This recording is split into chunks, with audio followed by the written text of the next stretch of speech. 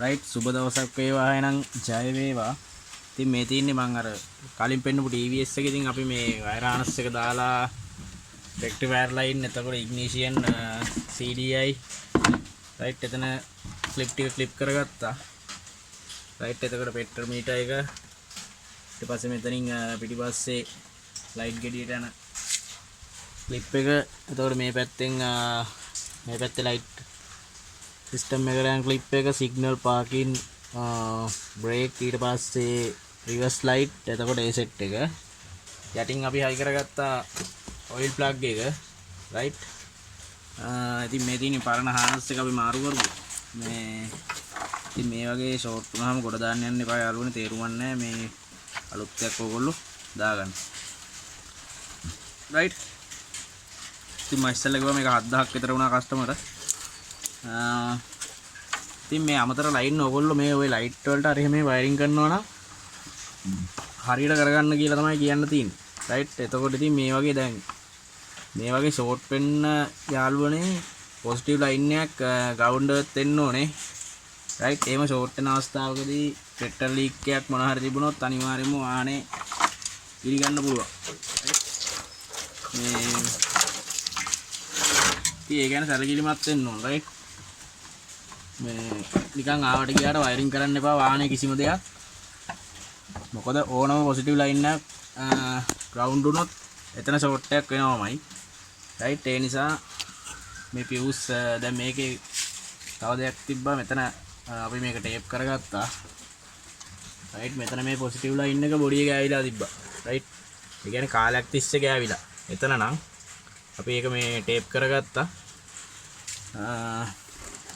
අනිත් මම අරක තමයි මට කියන්න ඕන වුණේ මේ ඔය වෙනම ලයින් ගන්නව නම් මොනවා හරිම දෙයක් හයි කරන්න ලයිට් එකක් හෝ කිසිම ඕනම දෙයක් ඕගොල්ලෝ ගන්න ප්‍රශ්නයක් නැහැ මේ වයර් හානස් එකේ පොසිටිව් ලයින් වලින් ගන්න එපා එළියට රයිට් ඒක ඕගොල්ලෝ මෙතන බැටරි එක තියෙන්නේ මේකේ මැදනේ රයිට් එතකොට ඕගොල්ලෝ එතනින් පොසිටිව් ලයින් එකක් ගන්න ෆියුස් එකක් දාලා වෙනම ඩිරෙක්ට් ලයින් එකක් ගහලා මේ හානස් එකේ කොහෙන්වත් ගන්න එපා කරන්ට් එක මේ ක්ලිප් වලට මේ වයර් ප්ලග් කරලා එතකොට මේ ක්ලිප් ගලවලා මම ඕන තරම් දැකලා තිනවා එහෙම ඔය පාකින් වලට එහෙම කරන්ට් එක ගන්න තිනවා ඔය අමතර ලයිට් හයි කරන්න.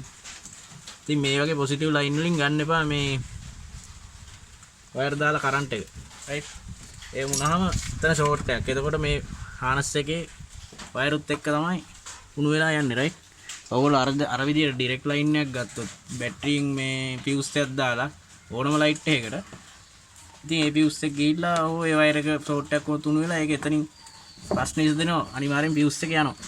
එහෙම වුණාම දැන් මෙහෙම වුණාම ෆියුස් එකක් යන්නේ නැහැ මුළු හානස් එකම ෂෝට් වෙලා යනවා. රයිට්.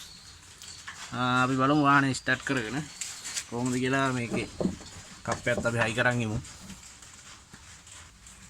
රයිට් මේක නම් මෙතන එකයි නෑ තිබුණේ. ඉතින් මේ එතන කප් එක හයි කරගත්තා. මල්ලේ නෑත් තියෙන්නේ මේ යට නම් එනත් නෑ බ්‍රැකටුත් කැල්ලා තින්නේ මේ ඒවා ඉතින් කලින් ගලවලා තමයි රයිට් අපි බලමු මේ ස්ටාර්ට් කරගෙන. ඉතින් ඔයගොල්ලෝ මේ හානස් එක දානකොටත් මතක තියාගන්න ඕනේ අනිවාර්යෙන්ම ඔය වාහනේ හෙල්ලෙනකොට සාමාන්‍ය ভাইබ්‍රේෂන් එකක් එනවා. ඒතකොට වාහනේ අපි යනකොට වලවල් වලින් හරි මේ දානකොට ඒ වගේ තැන් වලින් ඉතින් ඒ වගේනත් පොඩ්ඩක් බලලා තමයි මේ හානස් එක දාගන්න ඕනේ. මොකද හානස් එක හෙල්ලෙන්න අර මේ ඇතිල්ලෙන්න තිබුණොත් එහෙම නැවතත් මෙඩිකල් යන්න කලින් එතනින් මැදිලා වයර් ෂෝට් වෙනවා.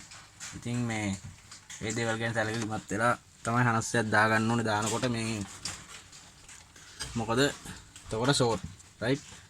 ඉතින් මේ වගේ මේ ක්ලිප් වලට දාලා ලස්සනට දාගන්න ඕනේ රයිට්. එහෙනම් මේ බලමු ස්ටාර්ට් කරගන්න.